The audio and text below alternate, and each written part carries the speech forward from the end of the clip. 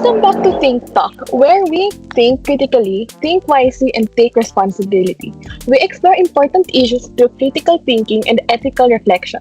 Today's episode is entitled Beyond Right and Wrong, Virtue Ethics and the Peanut Gallery Issue. We will discuss an issue that has sparked conversations about journalism, media responsibility, and public trust.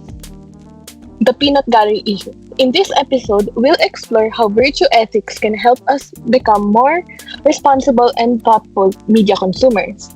Since the case remains contested, our discussion will focus on the ethical issues involved rather than determining guilt or innocence. But before we begin, let us introduce ourselves first. So, hello everyone, I am Miguel Roman. Hello everyone, I'm Aliana. Hello, my name is Nika Angeli Magno. And hello everyone, I am Mike. And I'm Nicole, your host for today's podcast. Together, we'll explore how virtue ethics can guide us in becoming truthful, responsible, and morally mature individuals in a world filled with conflicting information. So, let us begin with our discussion with our first question. What makes the peanut gallery issue so ethically important? So, for the peanut gallery issue, it is ethically important because it shows the responsibility that comes with making and distributing information that can impact the public's opinion. So, dito sa issue ng peanut gallery, this is not just about yung accusations within the people that are involved. It is also affects how media practitioners and digital platforms should handle information na nakakaapekto sa ating society. That's a good point, Miguel. You mentioned responsibility tsaka public trust, which are both important in journalism. What about you, Aliona? I agree with Miguel. For me naman, what makes this issue ethically important is pinapakita nito how complicated information can become when different sides are presented conflicting claims. Tayo as netizens or like ordinary people, we don't always know immediately kung sino talaga yung nagsasabi ng totoo or kung ano talaga yung fact. So issues like this test not only the responsibility ng media organization, but also yung responsibility nating audience. According to sa Inquirer News, kay Salcedo, the PGMNCAM claimed that the incident was a setup meant to silence the alternative media. While doon naman sa Romualdez legal team naman, they argued that using an unreleased exposed video to demand money was not journalism but extortion. So dahil may different narratives dalawa na presented, people can easily become confused about what to believe. This is why honesty, accountability, and responsibility are important. Serving the public with truthful information, which is yung pinaka-purpose talaga ng journalism. What about you, Mike? Right, thank you, Nicole. So yung issue ng peanut gallery, it is really ethical important because it goes beyond yung legal controversy. And besides that, it challenges yung recent journalism, yung free expression, and also yung accountability. So it raises a critical question. When does exposing the truth serve the public interest? And when does it become a tool for personal gain? So yung case na to, it highlights yung ethical responsibility that comes with information and influence. So while also, ina-emphasize niya rin yung need for fairness, yung integrity, yung due process, at syempre, etong issue na to, it reminds us that the value of truth depends not only kung ano yung nare-reveal, but also yung intention and yung method behind its use. After hearing your answers, it seems that yung issue ay di lang about sa claims being made but also tungkol sa purpose ng journalism. It also highlights yung responsibility that comes with creating and sharing information. More importantly, it reminds us how easily public trust can be affected when people are unsure about what or which information to believe. Moving on to our second question, when people hear about controversies, they often focus on deciding who is right and who is wrong. But how does virtue ethics help us beyond that? So, aside sa pag-analyze ng direct conflict itself, virtue ethics also helps us to look beyond.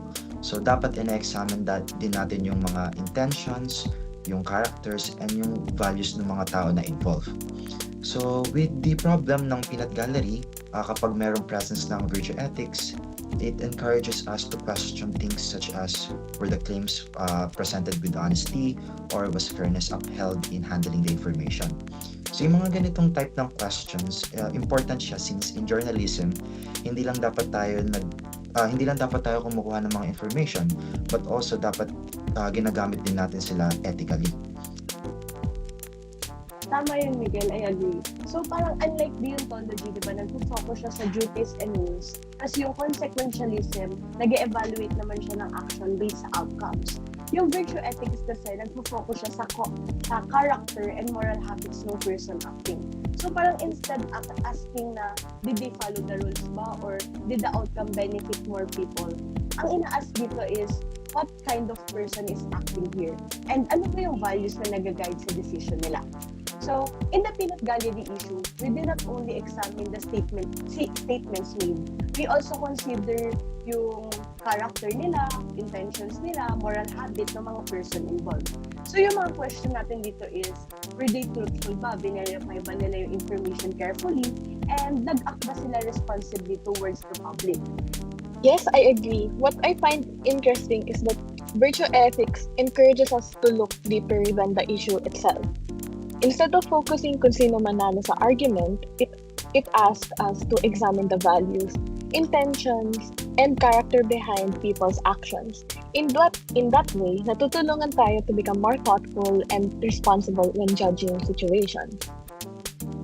Okay, let's move on to our third question. Focus tayo sa media practitioners. What virtues should guide them when making public claims? So for me, one of the most important virtues is yung fairness. Kasi sa media content, maraming pwedeng maapektuhan dito. Pwede yung maapektuhan yung reputation ng tao or ng organization, public opinions, and syempre yung trust or yung tiwala. It is important kasi sa media practitioners na kapag nag-present sila ng information, dapat complete and with reasonable understanding ng given issue na yon. So, with fairness kasi, pwedeng makatulong yun para mag-gain ng public trust. Kasi with fairness, parang makikita ng tao na mabibigyan nila ng respeto yung mga media organizations na yun kasi makikita nila na merong commitment to a balanced and fair way of reporting yung mga organizations. Sa akin naman, aside dun sa fairness, which is I agree with Miguel, for me, number one yung truthfulness. Yun yung virtue for me na number one. Kasi yung mga media practitioners, dapat meron, should have, pagka gumagawa sila ng mga public claims. Diba, according dun sa Society of Professional Journalism Code of Ethics, yung mga journalists natin, dapat sila seek ng truth, minimize ng harm, act independently, and be accountable and transparent. I would also add integrity, humility, and independence. Integrity means remaining committed to ethical principles even when there is pressure to do otherwise. Humility reminds media practitioners to remain open to correction and recognize that they may not always have all the answers. For me naman, for media practitioners, actually, there's a lot of virtues na meron dapat ang isang media practitioners. So such as yung honesty, yung integrity, syempre dapat meron din.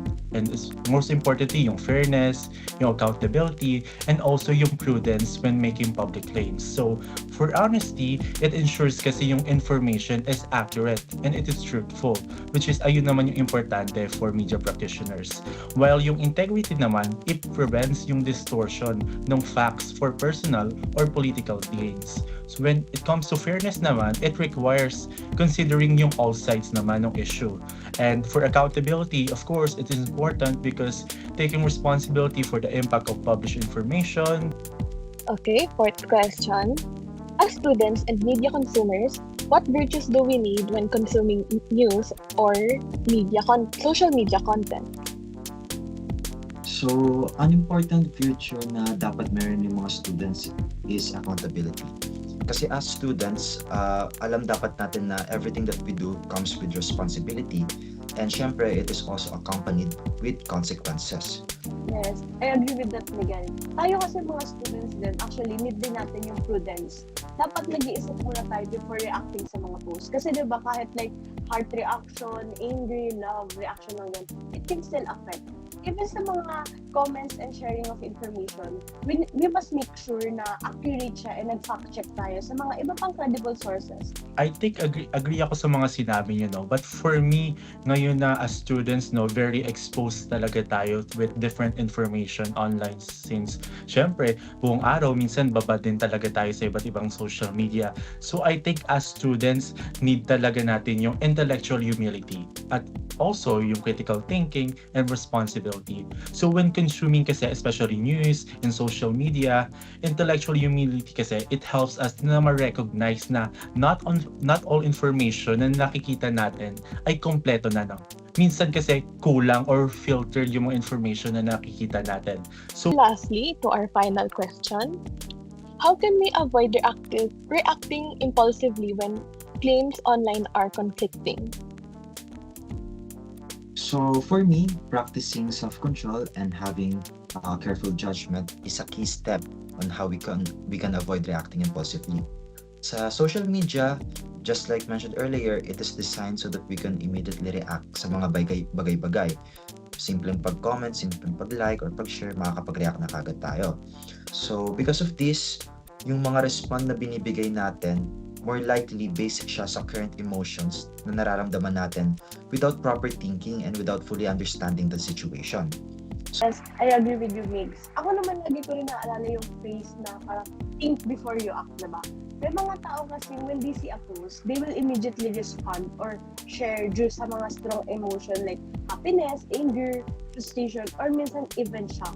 So, importante na dapat pinoprocess muna natin yung emotion natin. Tapos, bine-verify natin yung information and nag-iisip muna talaga tayo before acting on it. One thing students can do is to check behind the information they're reading.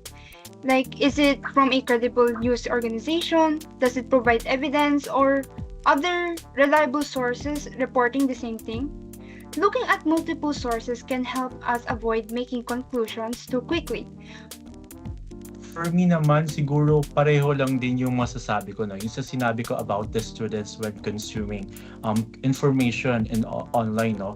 But for me, para ma-avoid talaga natin yung impulsively, no? When conflicting online claims, kailangan talaga natin ng critical thinking. Important talaga yun. Siyempre, yung patience din ng tao and yung sinasabi ko rin kanina na sinabi ni Aliona, yung intellectual humility na instead na mag-react agad tayo or i-accept natin agad yung mga sinishare natin na information, kailangan na i-verify muna natin yung sources, no?